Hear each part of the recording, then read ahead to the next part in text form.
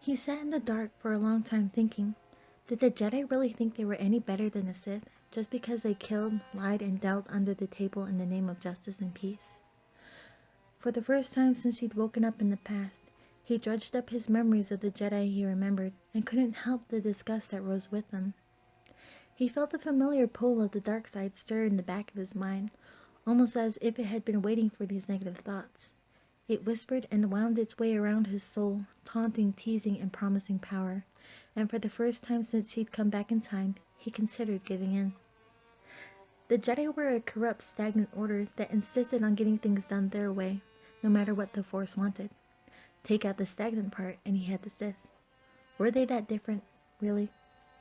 The old Jedi Order was not. Then his thoughts drifted back to Luke, so insistent and so straightforward, so blindingly light in the Force, almost like a balm on a wound. Those various memories soothed his soul, and the dark pull lessened again. He breathed a sigh of relief into the darkness of his room. Somehow he felt as if he had just escaped one of those strangling vines of the Coruscant. Even after all this time, and after everything he had done, he still had a great deal of anger to direct at the Jedi Order. He wondered if he'd be able to change that, as his feelings were not unjustified.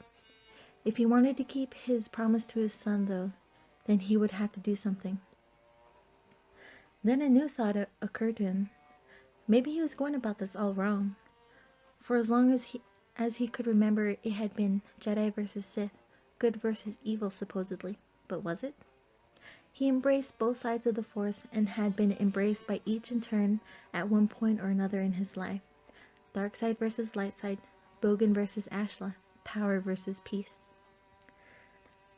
That was what it really came down to, wasn't it? The dark side held power, fast and easy, willing to obey your every command, and was far more addicting than spice or death sticks could ever dream of being. The light side held peace, harmony, and the promise of something more if one had the patience and brains to look for it. So why had the Jedi acted like they had? Had they just grown complacent in their position? Perhaps they really had been planning to overthrow the Republic.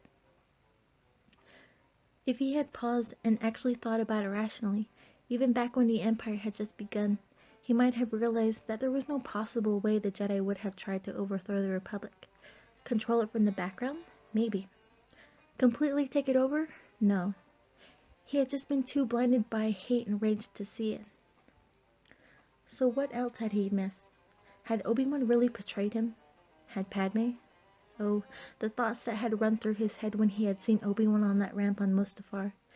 Everything from the Jedi Master threatening Padme to them having an affair behind his back. If he hadn't known which one to believe.